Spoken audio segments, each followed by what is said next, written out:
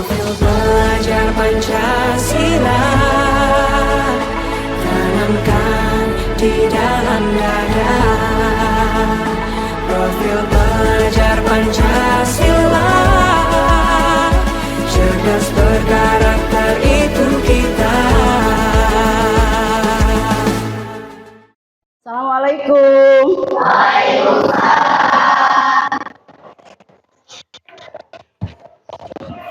Apa kabar hari ini anak-anak soleh?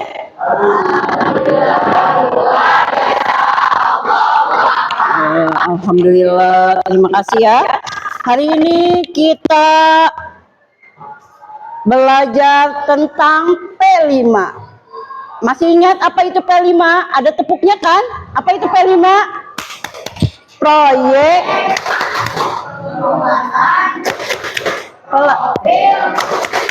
pelajar Pancasila. Yes, ya, baik. Hari ini Ibu absen dulu. Yang tidak sekolah hari ini Airman sama Rian, ya, semoga mereka cepat sembuh ya. Amin ya Allah ya Robbal alamin. Sebelum kita lanjutkan, kita baca doa terlebih dahulu. Kita baca doa basmalah bersama-sama. Bismillahirrahmanirrahim. Temanya yaitu tentang gaya hidup berkelanjutan. Apa subtemanya? Kita akan belajar mencocok atau menanam tanaman apotek hidup, atau sering kita tanaman obat ya, tanaman obat keluarga. Biasanya ada singkatan TOGA ya, tanaman obat keluarga ya. Ya, untuk mempelajari P5 itu ada tujuan ya, khusus untuk tujuan kita kali ini tentang gaya hidup berkelanjutan adalah untuk mengembangkan potensi dan karakter pelajar Pancasila melalui kegiatan gaya hidup berkelanjutan. Selain itu, proyek ini sebagai sarana untuk mengajak siswa mengenali potensi lokal dan melestarikan lingkungan. Ada targetnya nih, ya. Ada capaian dari tujuan, yaitu pertama dimensi beriman, bertakwa kepada Tuhan Yang Maha Esa, bahwa tumbuh-tumbuhan seperti contohnya tanaman obat itu juga makhluk ciptaan Allah Subhanahu wa Ta'ala ya.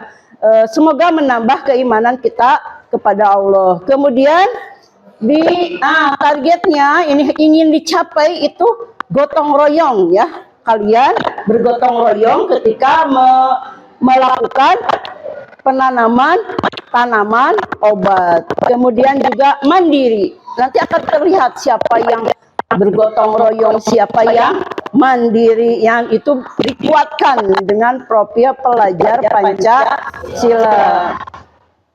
Nah, ada pertanyaan pemantik dulu nih. Mengapa tanaman apotek itu penting? Ada yang bisa jawab? Ya, sebagai P3K ya, bisa ya, sebagai P3K. Itu sebagai pencegahan juga, karena banyak manfaatnya tanaman obat itu, menghindari efek samping ya. Tidak seperti bahan kimia, obat kimia itu, obat ini menimbulkan penyakit lain ya. Kalau ini insya Allah tanaman obat itu, herbal itu akan menghindari penambahan penyakit lain. Nah, untuk menumbuhkan semangat kita, mari kita tepuk P5 dulu. 1, 2, 3. Takwa, akhlak mulia, berbineka, mandiri, gotong royong, kreatif, benar kritis, kami belajar profil Pancasila. Yes, merdeka belajar.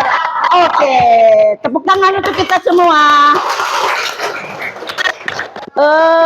Kita ingin mengetahui apa manfaat tanaman obat. Tapi sebelumnya kita kenali dulu tentang lingkungan di sekitar kita. Apa juga pengertian lingkungan? Lingkungan adalah kombinasi antara kondisi fisik, mencakup keadaan sumber daya alam seperti tanah, air, sinar matahari, mineral, serta flora dan juga fauna yang tumbuh di maupun merupakan ciptaan Allah yang juga ciptaan manusia. Jadi lingkungan itu ada yang ciptaan Allah dan ada yang diciptakan ya, setelah penciptaan Allah diciptakan menjadi keinginan manusia. Oh begitu, nanti kita bahas lagi. Nih ada jenis lingkungan. Ada lingkungan alam dan ada lingkungan buatan. Nah ini ciptaan Allah yang lingkungan alam ya. Kemudian yang diciptakan manusia atau lingkungan buatan. Di sini ada contohnya. Nih. Ini apa? Sungai. Ciptaan manusia atau ciptaan Allah? Allah ya. Ada nggak manusia yang bikin sungai? Nggak ada ya. Kemudian ini selanjutnya. Nah, ini ada pesawahan, ini ada sungai juga. Tapi yang dimaksud adalah ini. Ini pesawahan, ya. Ini direka ulang hasil ciptaan Allah, terus dibuat oleh manusia untuk menanam padi, ya. Tidak hanya padi saja. Coba bisa gak kalian kasih contoh apa saja? Yang ciptaan manusia itu nggak menanam padi aja ya, palawija juga bisa. Kemudian perikanan ya, perkebunan kelapa sawit itu ya, ada itu semua dinamakan dengan lingkungan buatan. Mengerti tidak? Ya, bisa membedakan ya mana lingkungan alam dan mana lingkungan buatan ya. Ini. Setelah itu akan ada aktivitas ramah lingkungan untuk melestarikan alam ini. Dan ada perbuatan atau aktivitas yang tidak ramah lingkungan. Contohnya ini contohnya apa? Penebang pohon sembarangan. Kalau ini tadi menanam atau reboisasi. Tahu bahaya dari pohon-pohon yang ditebang sembarangan? Bisa efeknya apa?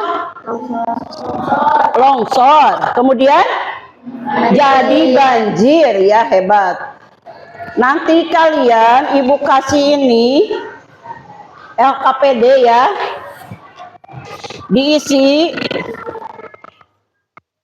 berdiskusi, diisi tentang aktivitas lingkungan yang ramah dan tidak ramah ya.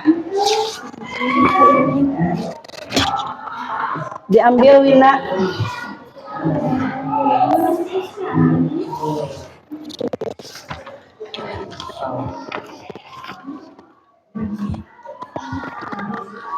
Boleh nanti didiskusikan, tapi kita bahas dulu di depan ya.